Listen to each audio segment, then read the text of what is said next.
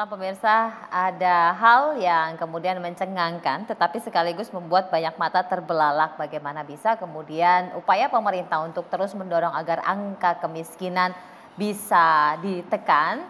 Ini dengan fakta yang ada karena pemanfaatannya yang belum pas mengakibatkan bahwa dana tersebut belum termaksimalkan untuk dapat menekan angka kemiskinan yang diharapkan ini bisa mencapai 7% 2 tahun lagi. Dan tentu saja di tengah kondisi ekonomi yang belum stabil serta inflasi yang dikhawatirkan masih tinggi. Oleh karenanya pada malam hari ini Indonesia Business Forum mengangkat tema mengenai 500 triliun dana pengentasan kemiskinan habis buat rapat. Saya sudah bersama dengan 2 orang narasumber di studio dan 2 orang narasumber yang terhubung melalui video conference. Saya sapa terlebih dahulu yang ada di studio. Yang pertama ada Ibu Anis Biarwati yang merupakan anggota Komisi 11 DPR RI dari fraksi PKS. Bu Anis, selamat malam, assalamualaikum. Selamat malam, assalamualaikum warahmatullahi wabarakatuh, Mbak Brigita. Waalaikumsalam warahmatullahi wabarakatuh. Prof. Terima Antoni. kasih Bu Anis sudah berkenan hadir. Dan berikutnya ada Pak Antoni Budiawan, ekonom kita. Pak Antoni, selamat datang kembali setelah sekian lama. Sehat Pak Antoni? Sehat. Harus selalu sehat untuk Selalu bisa sehat. memberikan pandangan-pandangan kritis tentunya. Dan yang sudah terhubung melalui video conference, saya sapa terlebih dahulu Deputi Reformasi Birokrasi Kemenpan RB, Profesor Erwan Agus Purwanto. Prof. Erwan, selamat malam. Selamat malam Mbak Brigita, Assalamualaikum Bapak Ibu sekalian. Waalaikumsalam Prof. Erwan. Dan ada Deputi Bidang Statistik Sosial Badan Pusat Statistik Pak Ateng Hartono. Pak Ateng, apa kabar Pak Ateng, selamat malam. Alhamdulillah baik Mbak Brigita. Assalamualaikum. Selamat malam Bu Anis, Pak Erwan, Pak Antoni. Selamat malam. Terima kasih Bapak-Bapak ini sudah berkenan untuk menyempatkan waktunya. Tapi saya mau tanya ke Prof. Erwan dulu. Prof. Erwan, ini membuat banyak mata akhirnya terbelalak untuk lebih cermat dalam proses penganggaran itu yang disampaikan oleh Pak Menteri supaya target pengentasan kemiskinan ini pada akhirnya bisa tercapai. Nah, sebenarnya kalau catatan dari Kemenpan RB ini seperti apa, Prof. Erwan? Ya, terima kasih Mbak Brigita.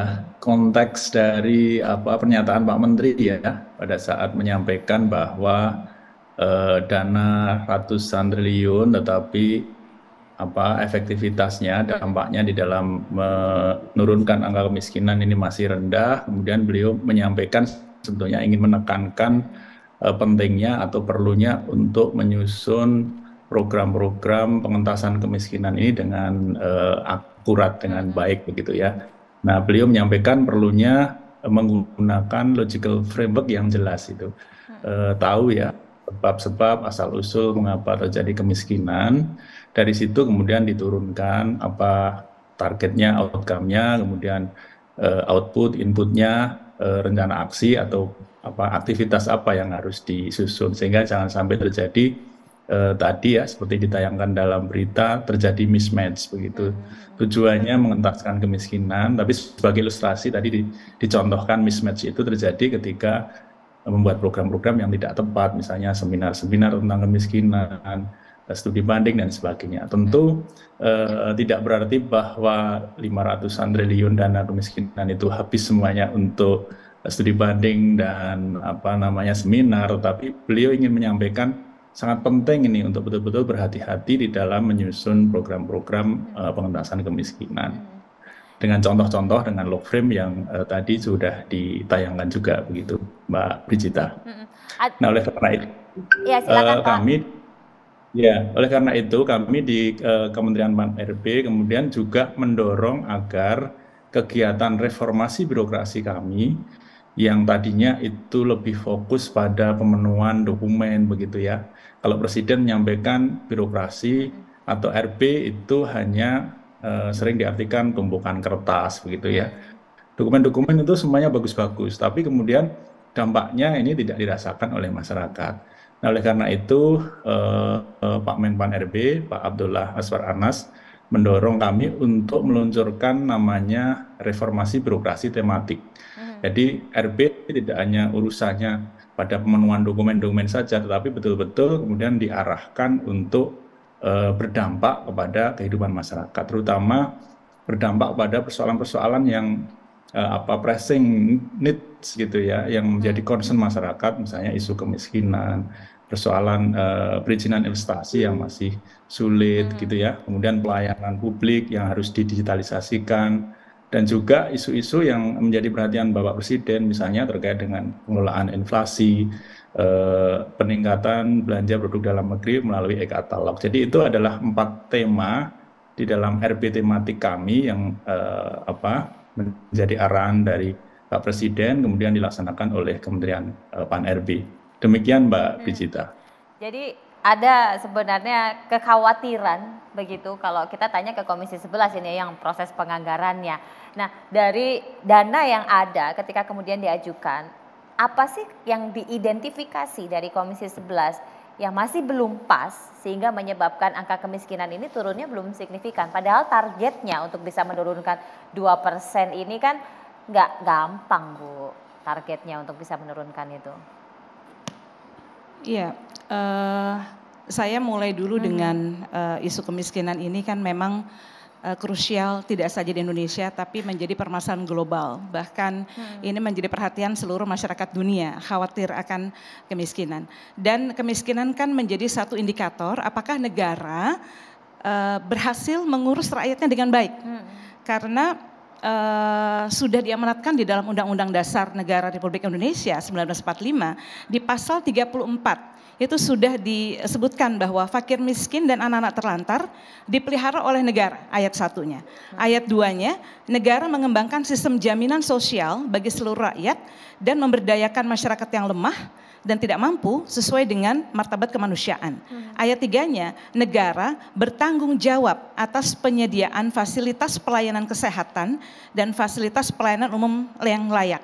Kemudian ayat 4-nya ketentuan lebih lanjut mengenai pelaksanaan pasal ini diatur di undang-undang. Dan sudah ada undang-undangnya yaitu Undang-Undang 13 tahun 2011 tentang penanganan fakir miskin. Artinya apa?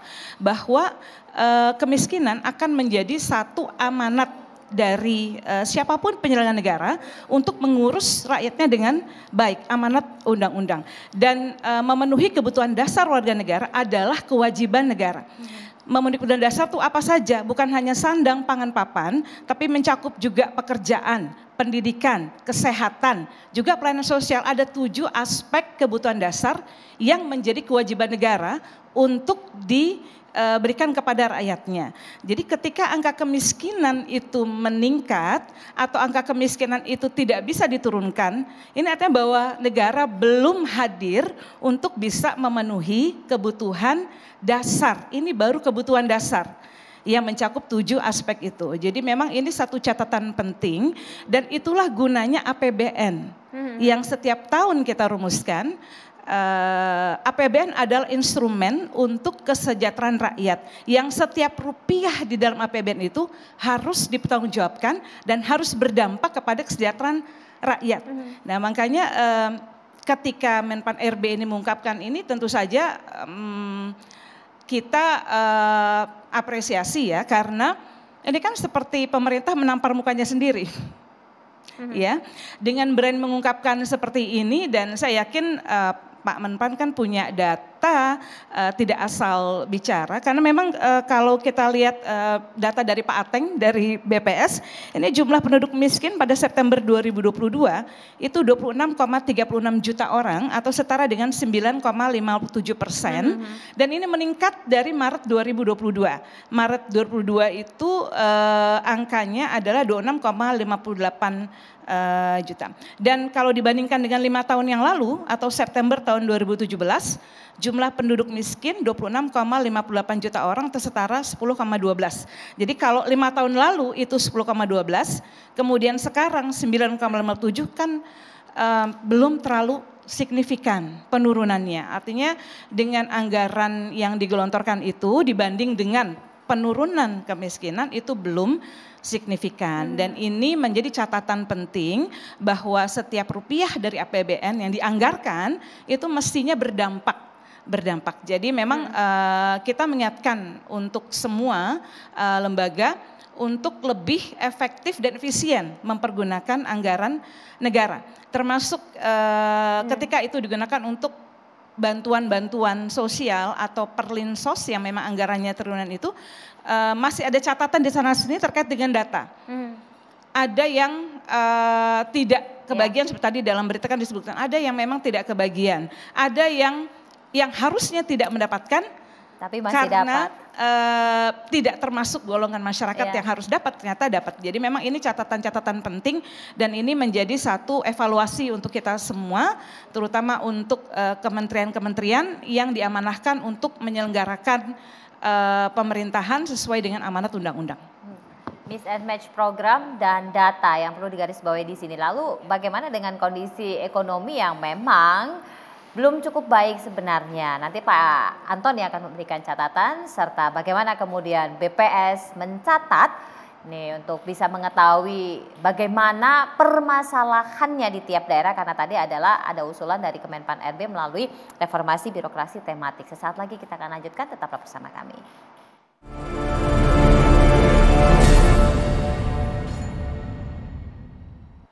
Kita ke Pak Antoni langsung deh. Pak Antoni, tadi sudah dengar bagaimana kemudian dari DPR mengawasi dan Kemenpan sebenarnya mengupayakan supaya ada perbaikan dari birokrasi yang ada. Dari catatan Pak Antoni bagaimana?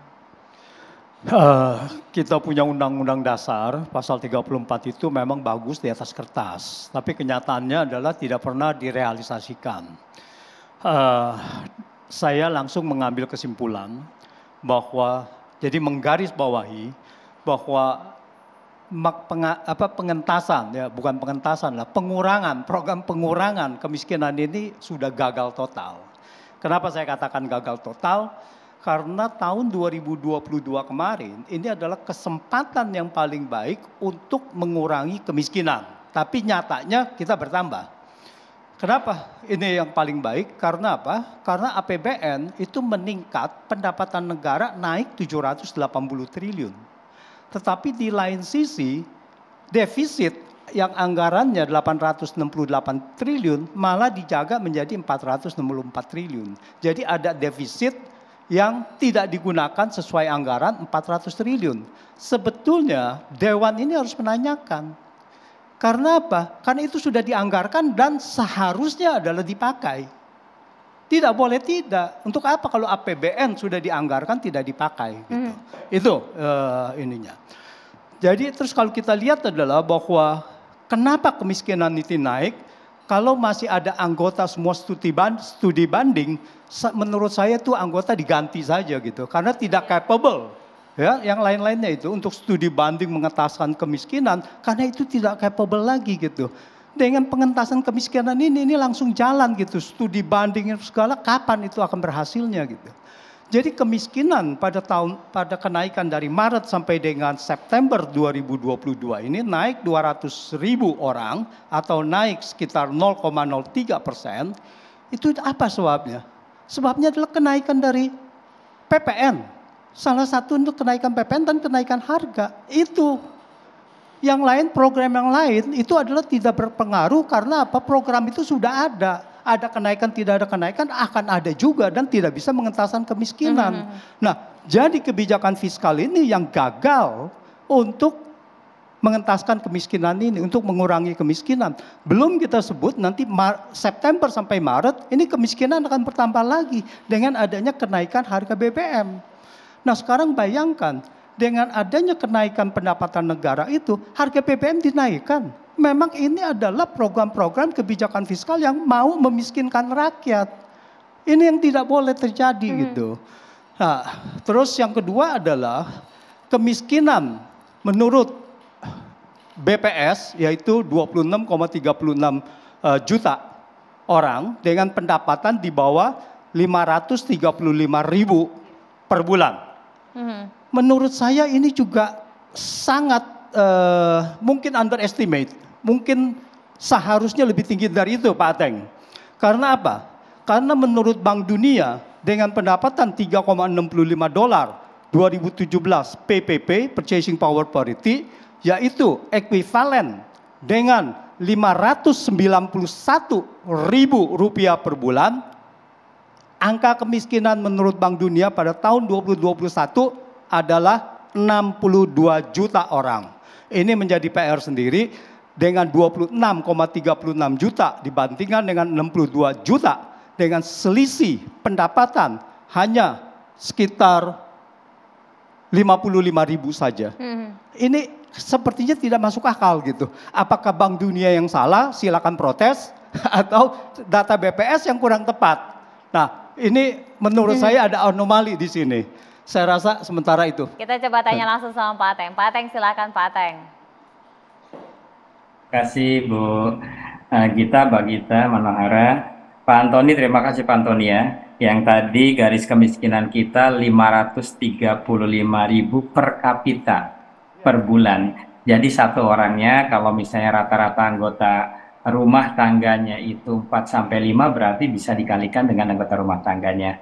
Nah, kemudian garis kemiskinan tersebut kami menggunakannya dengan konsep penduduk miskin yang per kapita berbulan di bawah garis kemiskinan. Garis kemiskinan dibentuk oleh dua. Yang pertama makanan, yang kedua non makanan. Makanannya itu kita konsepnya 2100 kilokalori, itu sesuai dengan Widya Pangan dan Gizi. Kemudian yang non makanannya kita, yang non makanan juga sudah sekitar 52 atau 54 komoditi. Nah, dengan Bank Dunia, Pak Antoni, sebenarnya datanya kita sama dari data Susenas kita. Nah, tinggal kalau konsepnya di Bank Dunia bisa mempergunakan apa, dan kita standar juga sama hampir banyak di negara. Jadi mohon maaf Pak Antoni, ini per kapita per bulan ya Pak Antoni. Nah, kemudian Bu Gita, Mbak Gita, yang menariknya di kemiskinan ini kalau saya pilahkan menjadi 3 periode atau 4 periode ya. Periode pertama kalau kita ngamati tadi yang data sudah disounding oleh TV One juga, itu periode yang sebelum pandemi. Nah, periode sebelum pandemi ini pada kondisi Maret 2017 itu 1064. Kemudian perlahan menurun, bahkan Maret 2018-nya mencapai 982, di bawah 1 digit. Kemudian pada September 2019 tepatnya, sebelum kondisi pandemi, kemiskinannya itu paling bawah, yaitu 9,22. Nah, memasuki kondisi pandemi kita ketahui kan mulai pada bulan Maret ya, pertengahan Maret mulai masuk, kemiskinan mulai melompat, itu 978, bahkan puncaknya kemiskinan terjadi pada bulan September tahun 2020, yaitu 10,19%. Nah, ini bukan hanya terjadi di Indonesia, tapi di hampir semua negara pada saat kondisi pandemi kemiskinannya itu mengalami peningkatan. Nah, sejalan dengan adanya vaksinasi serempak yang dilakukan oleh pemerintah, kemudian juga pandemi secara berangsur mulai turun, kemiskinan mulai turun kembali. Turun sedikit di Maretnya itu 1014, kemudian sampai dengan Maret 2022 turun 954, tetapi ya ada tetapinya pada saat pemberlakuan penyesuaian harga BBM yang diberlakukan pada bulan September, kemiskinan naik sedikit, naik tipis menjadi 9,57. Itu yang kondisi kemiskinan atau naik tadi ya sudah disebutkan dari 26,16 juta menjadi 26,36 juta. Jadi tadi faktor pemicunya yang pertama ada kenaikan BBM pada kondisi Maret, tetapi juga ada faktor yang tadi pengeremnya. Pengeremnya ya pemerintah kita ketahui bersama ya, bantalan untuk penanganan atau melindungi daya beli juga dilakukan. Di Kemensos, kemudian di kementerian yang lainnya seperti bantuan langsung tunai, kemudian juga bantuan subsidi upah dan bantuan pemerintah daerah juga 2% dana transfer umumnya itu dilakukan dalam rangka tadi ada yang ngerem. Jadi ada faktor yang mendorong, ada juga faktor yang mengerem dari sisi tadi kemiskinannya. Itu kondisi kemiskinannya. Nah, kalau kita amati memang betul kota dengan desanya ini masih ada disparitas. Kemiskinan di desa ini jauh lebih tinggi dibandingkan dengan kemiskinan di kota. Kemiskinan di desa tercatat yaitu 12,36% pada kondisi September tahun 2022, sementara kota 7,53%. Nah, kalau kita membicarakan kemiskinan desa, otomatis kita juga mencermati bagaimana karakteristiknya masyarakat saudara kita itu yang miskin di pedesaan.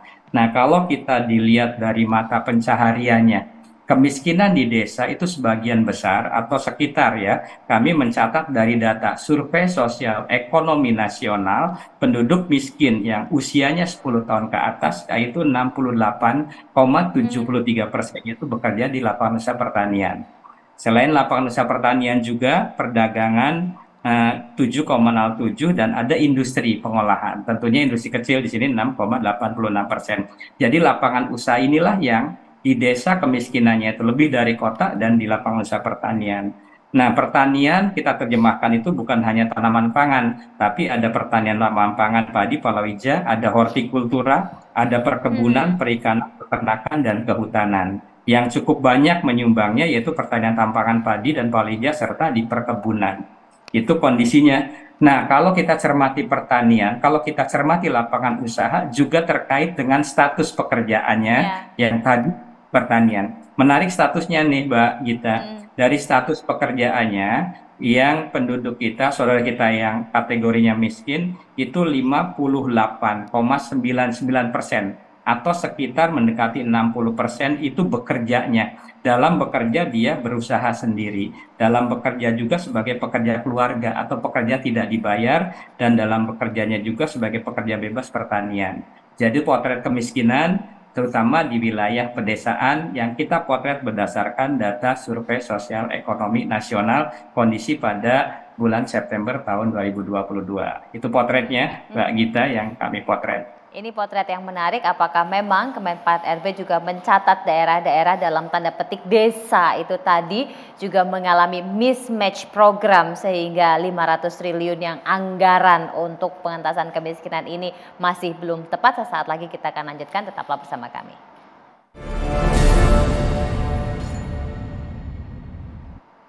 Kita ke Prof. Erwan. Prof, ini tadi disampaikan bahwa mayoritas ini masih terjadi di pedesaan untuk kemiskinan itu sendiri. Nah, apakah ada identifikasi dari Kemenpan RB untuk daerah-daerah yang dalam tanda petik desanya ini jumlahnya banyak sehingga kemudian miss and match termasuk program pengentasan ini juga dimungkinkan terjadi di sana, Prof?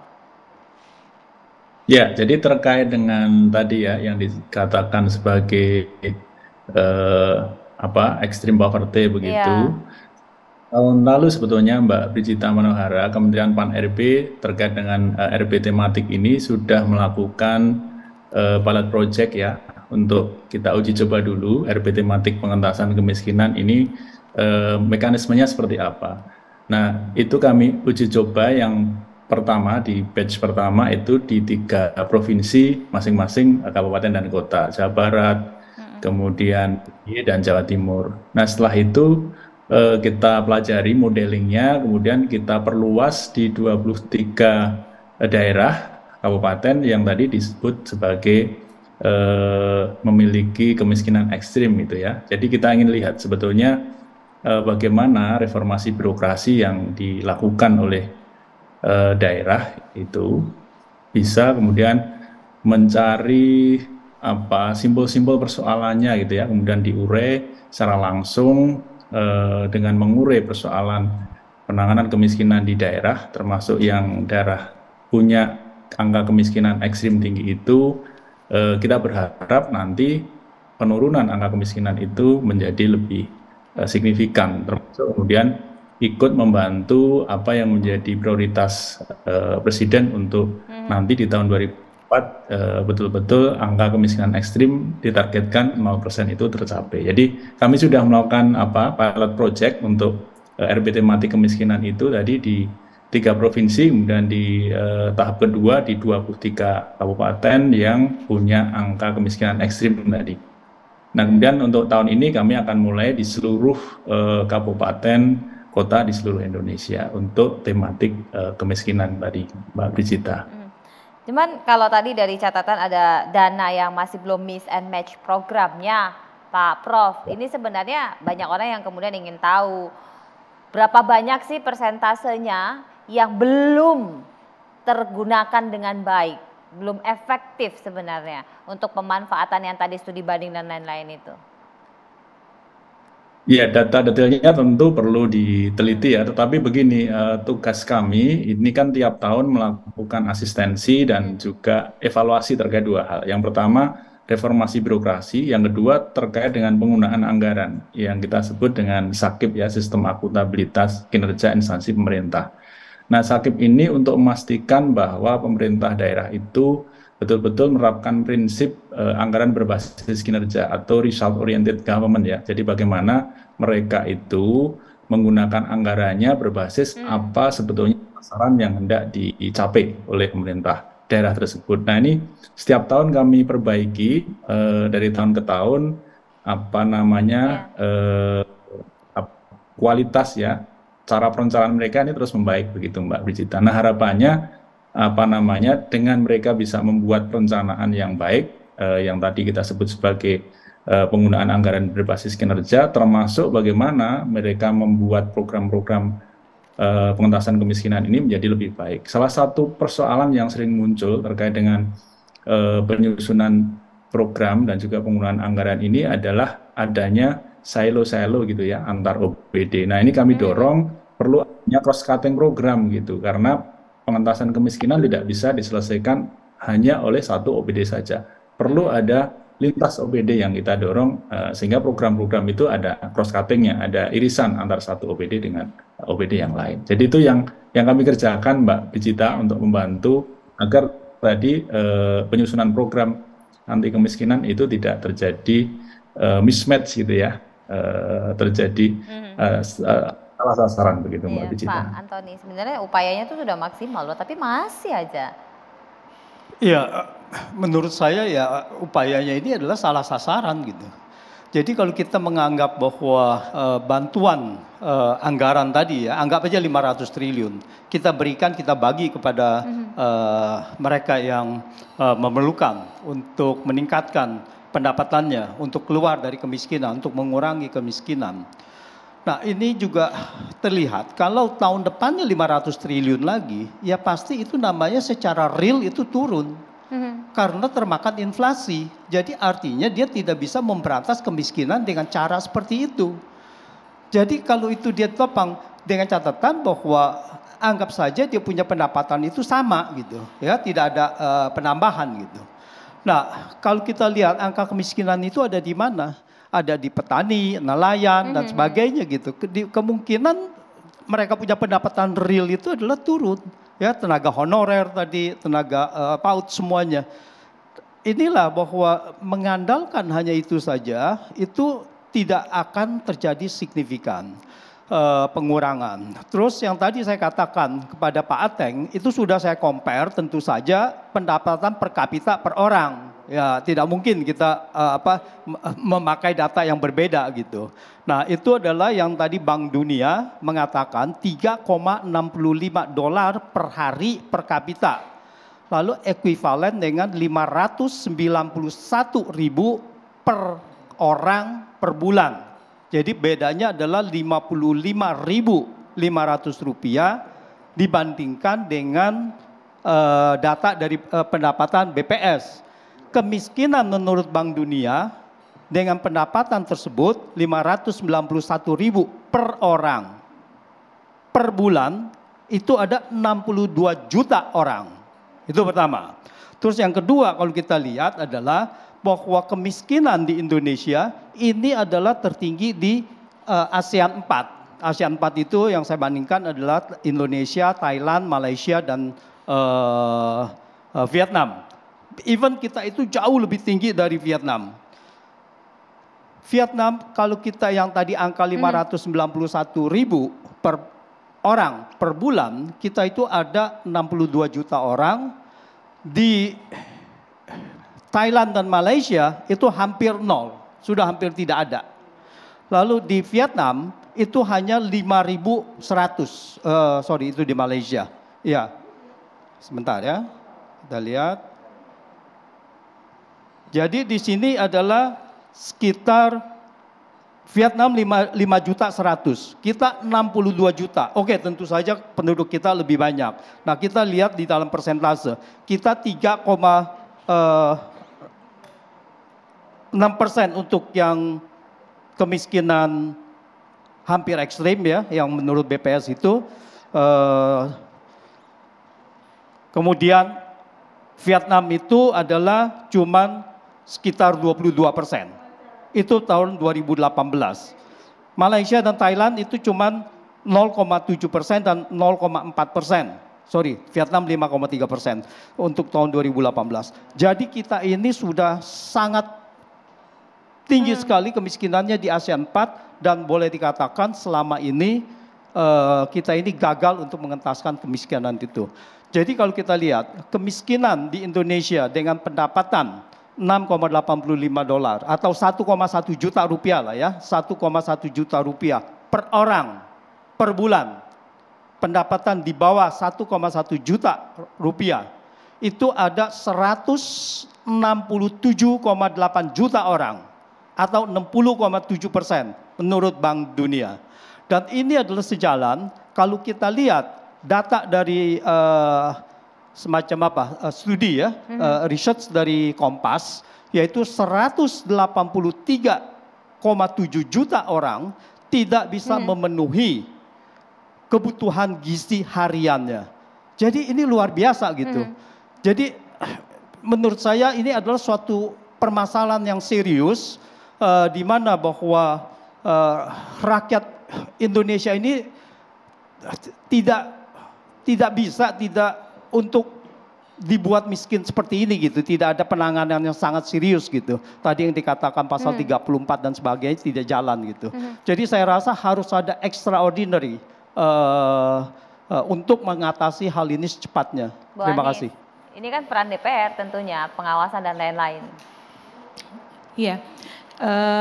Dan sebetulnya instrumen untuk mengentaskan itu ada di APBN yang sudah dibuat sedemikian rupa dengan anggaran di masing-masing kementerian juga sudah diatur dan kita harapkan bahwa itu digunakan seefektif dan seefisien mungkin untuk membantu masyarakat sesuai dengan bidangnya masing-masing.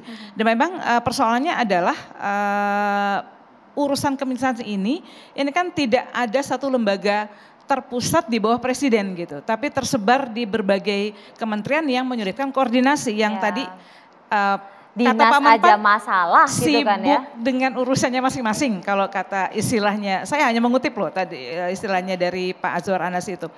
Jadi ini membuat persoalan koordinasi, kemudian persoalan data itu juga selalu jadi persoalan. Memang betul bahwa pemerintah memberikan perlindungan sosial atau bantuan sosial, tapi kita melihat bahwa kenaikan harga, inflasi yang ada itu lebih tinggi dibanding dengan bantuannya gitu. Sehingga dapat bantuan iya, tapi dengan adanya inflasi yang tinggi, apalagi kemarin inflasi pangan yang sangat tinggi, bantuan itu jadi tidak berarti gitu. Jadi artinya dikasih bantuan dan itu pun kan tidak seberapa, 600.000. Dan itu juga untuk 3 bulan. Ya, ini saya melihat bahwa perlu ada upaya-upaya terobosan memang extraordinary tadi yang sungguh-sungguh gitu, bahwa pemerintah diamanatkan. Jadi kita nggak boleh bilang bahwa undang-undang tinggal undang-undang. Untuk apa undang-undang itu dibuat oleh pada founding fathers pasal 34 itu, Prof ya. Jadi harus mengacu ke sana bahwa sandang, pangan, papan, pendidikan, kesehatan, kemudian pelayanan sosial itu semuanya adalah tugas dan termasuk di dalam kebutuhan dasar. Jadi kalau kebutuhan dasar saja tidak bisa terpenuhi, bagaimana kita bisa punya daya saing? Dan memang kalau kita melihat bahwa, dan ini juga sudah banyak kita bicarakan di rapat-rapat DPR, kemiskinan struktural itu yang melanda rakyat Indonesia. Banyak masyarakat kita yang tidak bisa mengakses sumber-sumber ekonomi. Mereka tidak bisa mengakses pendidikan, mereka dan akibatnya apa? Mereka kalah bersaing. Biasanya kalau orang yang pendapatannya kurang, apalagi pengangguran kan juga naik dengan adanya pandemi dan itu belum selesai. Tadi disinggung bahwa ada kemiskinan ekstrim, kemudian ada miskin. Yang 9,57 adalah poor, ya kemiskinan yang miskin saja. Tapi yang di bawah itu, ekstrim itu kan juga perlu kita perhatikan. Yang kalau tadi data disampaikan bahwa yang dari miskin biasa turun sampai kepada miskin ekstrim itu 2, sekian%. Ini harus jadi perhatian bahwa program-program itu ternyata belum mampu mengangkat masyarakat untuk bisa hidup lebih baik ya. Dan bahkan yang lebih jadi gini, jangan hanya kemiskinan tidak boleh hanya dilihatkan sebagai sebuah angka. Ya, jadi ketika memang angkanya turun kemudian sudah ini. Tapi saya kira ini harus lihat di lapangannya dan kita harus berupaya dengan sungguh mengingatkan. Kalau DPR tugasnya adalah pengawasan dan itu sudah dilakukan dan hampir setiap rapat itu kita ingatkan. Ini ngeri juga kalau kembalinya ke data, kita sebenarnya sudah harus punya satu data tapi belum juga ada sampai sekarang dan masih belum pas untuk bisa memberikan sesuai dengan harapan by name by address itu tadi supaya tidak ada orang yang kemudian sebenarnya sudah kaya tapi masih dapat bantuan. Nah, bagaimana sebenarnya BPS mengupayakan meminimalkan miss data tersebut? Sesaat lagi tetap bersama kami.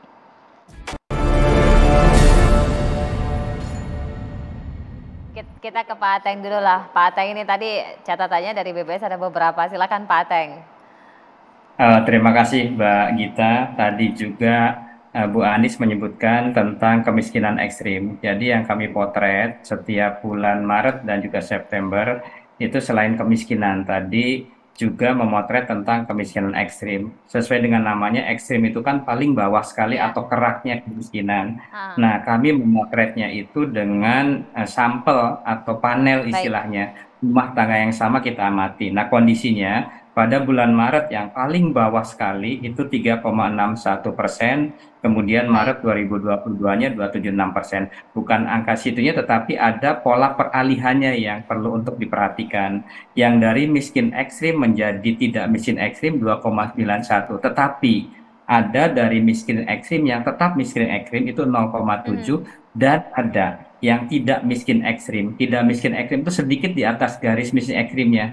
Dia menjadi miskin ekstrim itu 2,06. Jadi upaya ini harus stimulan ya, bukan hanya menurunkan yang tadi tidak miskinnya menjadi ekstrim, tapi yang tadi agar tidak miskin ekstrim terjun ke miskinnya. Nah, kemudian yang kedua, bagaimana kami alhamdulillah pada tahun yang lalu melaksanakan pendataan awal registrasi sosial ekonomi. Nanti data ini akan kami peringkatkan.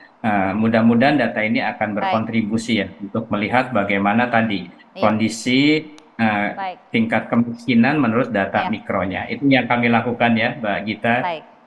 Bapak Ibu semuanya. Baik Pak Ateng. Kita ke Pak Erwan. Pak Erwan, ini juga ada kekhawatiran kalau mengenai pegawai honorer di daerah yang kemudian sudah harus dihapus akibat dari perintah undang-undang. Ini juga bisa dimungkinkan menambah angka kemiskinan tentunya. Nah, bagaimana kemudian Kemenpan RB sebagai closing statement juga Pak?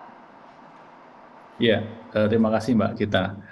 Betul sekali, saya kira kita memang sangat berhati-hati ya Kementerian Pan RB di dalam mensikapi kebijakan tentang tenaga honorer ini yang jumlahnya 2 jutaan ya dari pendataan yang dilakukan Kemenpan RB dan juga BKN. Tentu ada dilema-dilema yang harus didiskusikan dengan intensif, melibatkan para stakeholder, baik APEKSI, APKASI, APBSI, bagaimana memecahkan dilema-dilema tersebut. Yang intinya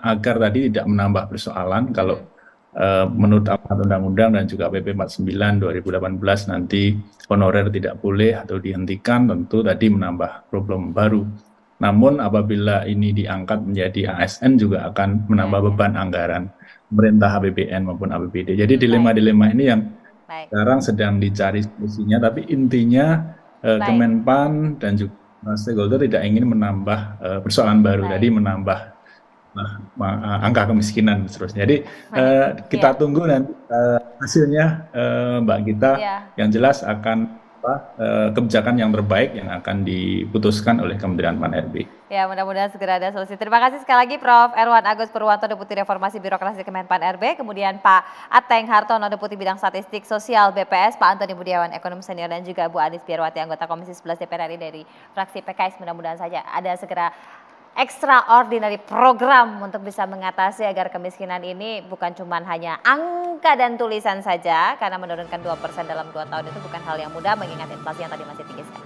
Saya akhiri sampai di sini, saya Brigita Manora pamit, selamat malam, sampai jumpa.